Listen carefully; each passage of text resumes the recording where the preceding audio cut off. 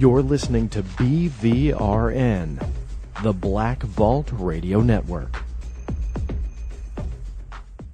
From the bizarre world of the paranormal to the sinister secrets of the U.S. government, the Black Vault has become known worldwide as the premier spot for anything and everything conspiracy.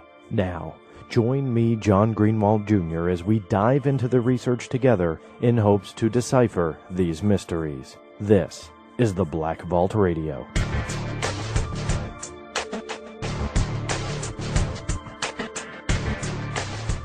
That's right, this is the Black Vault Radio. I am your host, John Greenwald Jr. Thank you so much for making the Black Vault Radio your podcast of choice. I know there's a ton of them out there. My goodness, there's so many, so I appreciate you tuning in, downloading it, putting it onto your iTunes, maybe transferring it to your iPod, however you guys listen to your podcasts. I truly appreciate it. Or maybe you're listening on the UFO Paranormal Radio Network or the Anomaly Radio Network or Radio Metal Storm. There's lots of different ways to listen to Black Vault Radio, so whichever way you are, I thank you for tuning in. I truly appreciate it.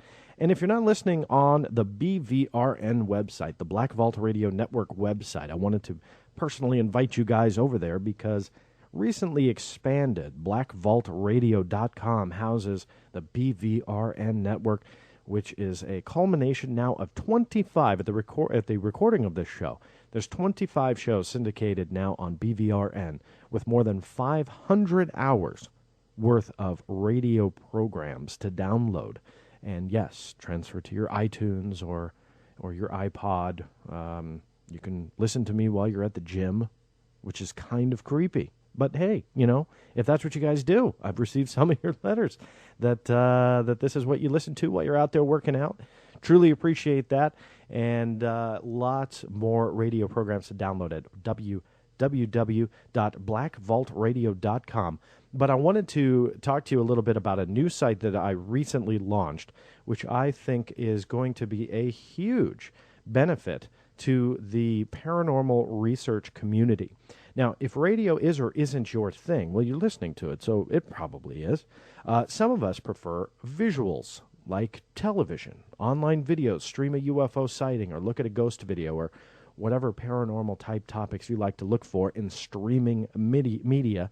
Well, I announce to you a brand new site that really, truly could, and I'm not trying to just, boost this up more than it should, but it could revolutionize the collaborative effort on a worldwide scale on paranormal research. Now, why do I say that? Well, if you go to theblackvault.tv, theblackvault.tv, you will be able to, in a very much like a YouTube or MySpace type setting, log on, create an account, and start uploading and sharing your videos. Now, why would you choose me versus YouTube or one of those other sites? Well, plain and simple. Because when we're looking at UFO sightings, or if we're looking at ghost videos, or if we're looking at just regular information, I'm not sure if you guys get as annoyed as I do, but places like MySpace and YouTube highly compress that footage. What does that mean? It's really blurry for when you and I watch it, and it really is not good when you're looking at a UFO video or ghost video because you're already squinting. I mean, let's face it, you're trying to say, is this a saucer shape or this or that? No, those days are over.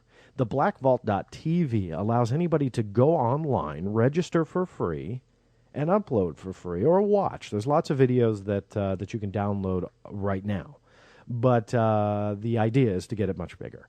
So I invite you all, the blackvault.tv, go check it out. Don't miss it. Tell your friends, because that in combination with the Black Vault Encyclopedia Project, which I've talked to you about, if you don't know what I'm talking about, go to theblackvault.com and click on Encyclopedia. This is where researchers and investigators can share their case files.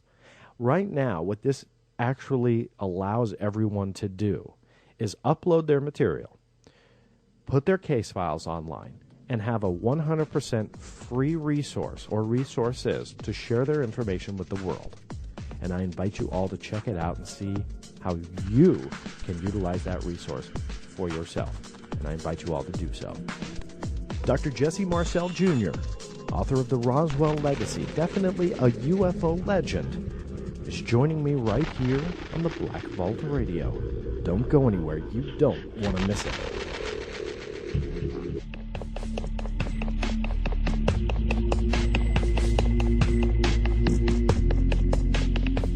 And welcome back to the Black Vault Radio. I am your host, John Greenwald Jr.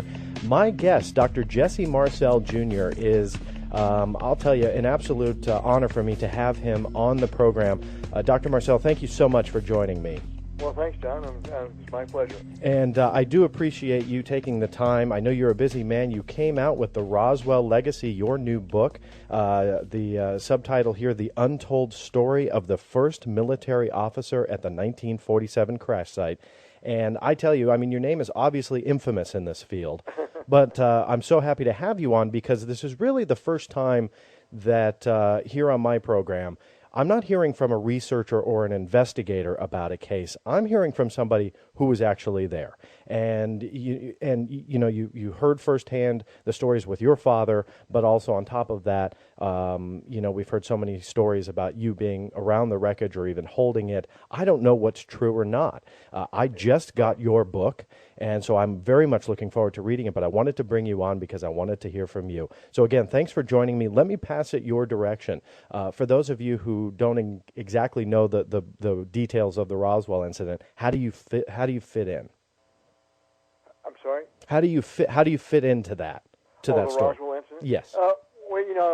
My dad was the base Air Force intelligence officer at Roswell Army Airfield, and he brought some wreckage from downed UFO from the desert and brought it by the house so my mother and myself could look at it.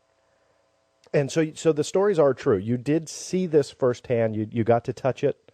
Yes. You know what he did? He and a CSC agent went out to the field to pick up this unknown debris that a rancher had discovered on his ranch.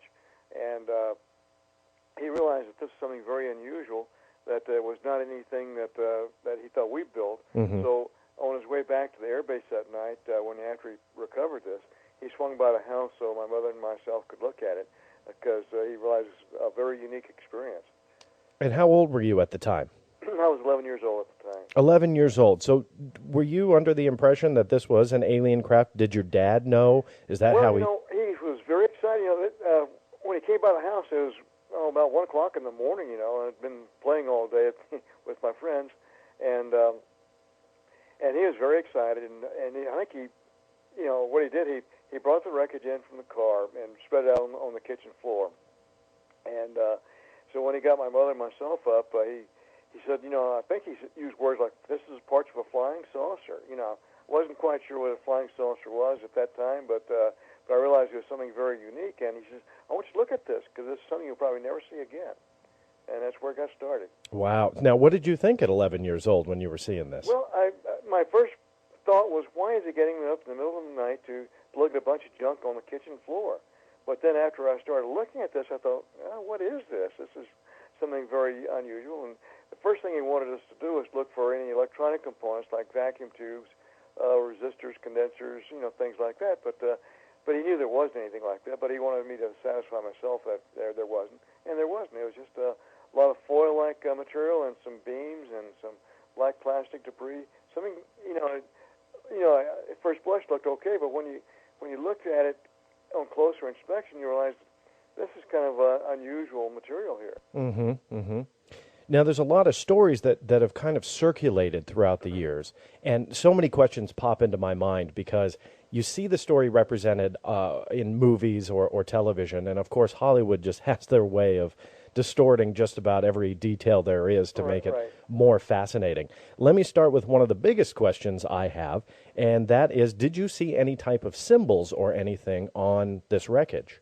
Well, that was the thing that really set it apart from mundane stuff, because on those beams that I saw, which were all looked like little eye beams, there were some symbols or something imprinted on the inside edge.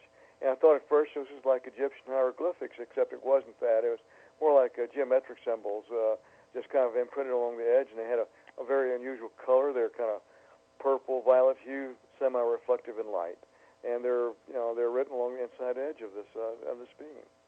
Now, did your dad have any idea of what they were, or what they may